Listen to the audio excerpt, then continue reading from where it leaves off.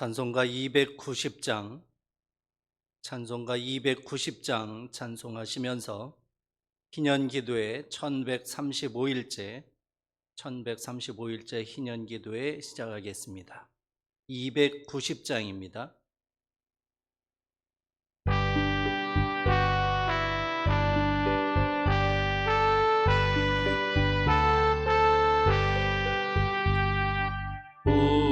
우리는 주님을 늘 배반하나 내 주 예수 여전히 날 부르사 그 참되신 사랑을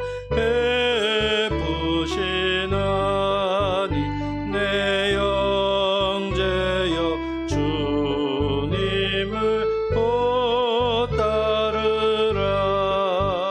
주 널 위해 비네 주 널 위해 비네 주 널 위해 비네 항상 비시네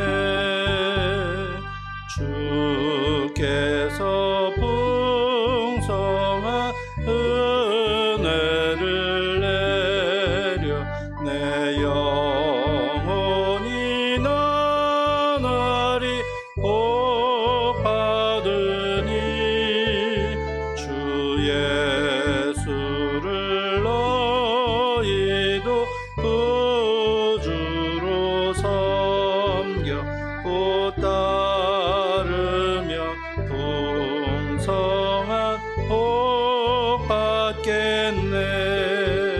주 널 위해 비네 주 널 위해 비네 주 널 위해 비네 항상 비시네 무거운 짐 지고 애타는 인생 주 예수께 돌아와 보시어라. 내 주 예수 너희를 돌보실 때에 참 복락과 안위가 넘치겠네. 주 널 위해 비네 주 널 위해 비네 주 널 위해 비네 항상 비시네.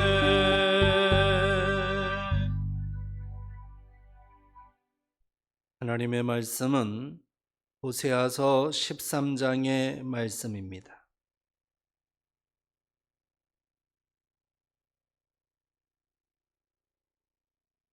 호세아서 13장의 말씀 함께 봉독하십니다. 에브라임이 말을 하면 사람들이 떨었도다.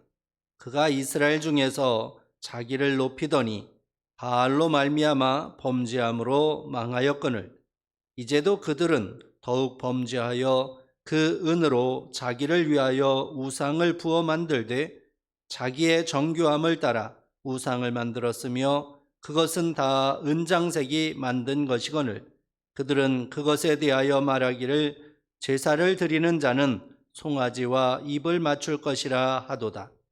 이러므로 그들은 아침 구름 같으며 쉬 사라지는 이슬 같으며 타작마당에서 광풍에 날리는 쭉정이 같으며 굴뚝에서 나가는 연기 같으리라. 그러나 애굽 땅에 있을 때부터 나는 네 하나님 여호와라. 나밖에 네가 다른 신을 알지 말 것이라. 나 외에는 구원자가 없느니라. 내가 광야 마른 땅에서 너를 알았거늘 그들이 먹여준 대로 배가 불렀고 배가 부르니 그들의 마음이 교만하여 이로 말미암아 나를 잊었느니라. 그러므로 내가 그들에게 사자 같고 길가에서 기다리는 표범 같으니라. 내가 새끼 잃은 곰같이 그들을 만나 그의 염통 거풀을 찢고 거기서 암사자같이 그들을 삼키리라. 들짐승이 그들을 찢으리라. 이스라엘아, 네가 패망하였나니 이는 너를 도와주는 나를 대적함이니라. 전에 네가 이르기를 내게 왕과 지도자를 주소서 하였느니라. 네 모든 성읍에서 너를 구원할 자, 곧 네 왕이 이제 어디 있으며 네 재판장들이 어디 있느냐? 내가 분노함으로 네게 왕을 주고 진노함으로 패하였노라. 에브라임의 불의가 봉함되었고 그 죄가 저장되었나니 해산하는 여인의 어려움이 그에게 임하리라. 그는 지혜 없는 자식이로다. 해산할 때가 되어도 그가 나오지 못하느니라. 내가 그들을 스올의 권세에서 속량하며 사망에서 구속하리니 사망아, 내 재앙이 어디 있느냐? 스올아, 내 멸망이 어디 있느냐? 뉘우침이 내 눈앞에서 숨으리라. 그가 비록 형제 중에서 결실하나 동풍이 오리니 곧 광야에서 일어나는 여호와의 바람이라. 그의 근원이 마르며 그의 샘이 마르고 그 쌓아둔 바 모든 보배의 그릇이 약탈되리로다.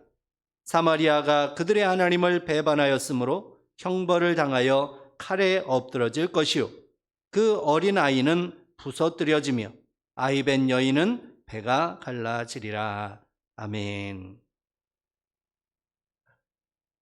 오늘 읽은 호세아서 13장의 말씀은 이스라엘 백성들의 멸망이 임박함을 보고 호세아 선지자가 하나님의 그 무서운 진노를 이제 선언하는 그러한 8번째 설교입니다.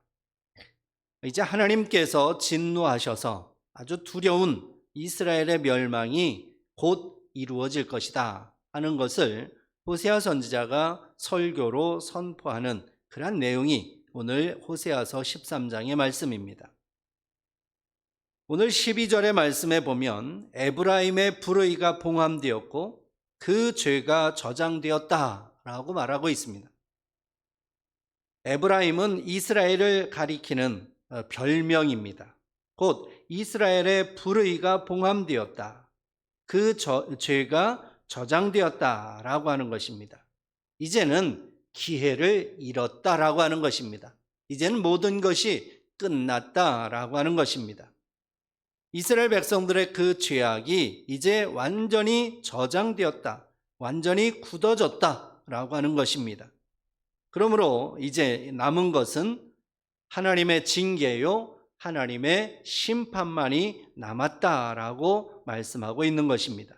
그래서 하나님께서 이제까지 여러 번에 걸쳐서 기회를 주셨지만 이제는 그 마지막 기회마저 잃었다는 것입니다. 끝장났다라고 하는 것입니다. 그래서 얼마나 어느 정도로 이스라엘 백성들이 망할 것인지 그것을 이제 7절, 8절에서 말씀하고 있는데 7절, 8절 말씀에 보면 내가 그들에게 사자 같고 길가에서 기다리는 표범 같으니라. 내가 새끼 잃은 곰같이 그들을 만나 그의 염통 거풀을 찢고 거기서 암사자같이 그들을 삼키리라. 이렇게 말씀하고 있습니다. 이스라엘 백성들에게 기회를 주셨지만 이스라엘 백성들이 회개하지 아니하고 계속해서 죄악을 저지름으로 인해서 이제 그 모든 기회를 다 잃어버렸다는 것입니다. 그래서 이제 끝이 되어서 하나님의 심판이 임하게 되는데 하나님께서는 사자와 같이 이스라엘을 공격하시겠다는 것입니다. 길가에서 기다리는 표범같이 이스라엘을 공격하시겠다고 말씀하고 있습니다. 새끼 잃은 곰같이 두려운 모습으로 이스라엘을 공격하시겠다는 것입니다. 또 암사자같이 그들을 삼켜버리시겠다고 말씀하고 있습니다. 세상에서 두려운 존재들을 다 거론하면서 이제 그 사자와 같이 새끼 잃은 곰과 같이 또 표범과 같이 그렇게 이스라엘 백성들을 공격하시겠다고 말씀하고 있습니다. 기회를 주셨음에도 불구하고 그 기회를 버렸기 때문이라는 것이죠. 그래서 하나님께서 이렇게 공격을 하시고 그리고 내버려 두는 것이 아니라 들짐승이 그들을 찢으리라 했습니다. 하나님의 심판이 임하고 나서 이제 들짐승들이 몰려와서 이스라엘을 삼켜버리고 찢어버릴 거라고 말씀하고 있습니다. 곧 이방 민족들이, 이방 나라가 달려들어서 이스라엘을 삼켜버리고 찢어버릴 거라고 말씀하고 있는 것입니다. 그래서 이렇게 하나님께서 이제 심판을 하시는데 더더욱 두려운 모습으로 이제 또 16절에 말씀을 합니다. 사마리아가 그들의 하나님을 배반하였으므로, 하나님을 배반하였기 때문에 형벌을 당하는데 그 형벌이 어떠한 형벌이냐 하면 칼에 엎드러질 것이고 어린아이는 부서뜨려지고 아이벤 여인은 배가 갈라질 거다. 말로 표현할 수 없을 정도로 참으로 비참한 모습으로 이스라엘이 멸망할 것임을, 공격당할 것임을 말씀하고 있습니다. 무엇 때문이냐? 바로 하나님을 배반하였기 때문이다 라고 하는 것입니다. 하나님의 그 사랑을 잊어버리고 하나님께 등을 돌리고 우상을 섬겼기 때문이다 라고 하는 것입니다.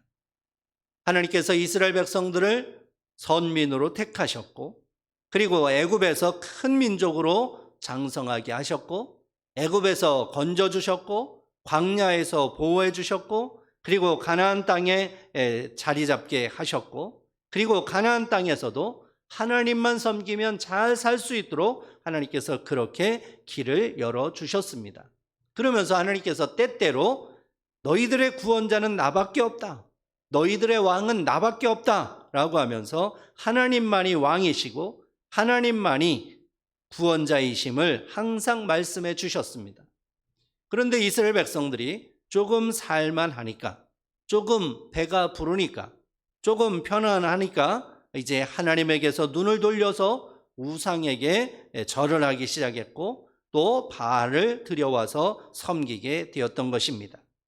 거기다가 또 이스라엘 백성들이 하나님의 통치를 받기 싫어하기 시작하면서 이제 왕을 달라고 떼를 쓰기 시작합니다. 그래서 하나님께서 또 왕을 주셨는데 그 왕들이 오히려 앞장서서 하나님을 배반하고 하나님을 섬기지 못하게 했던 것입니다.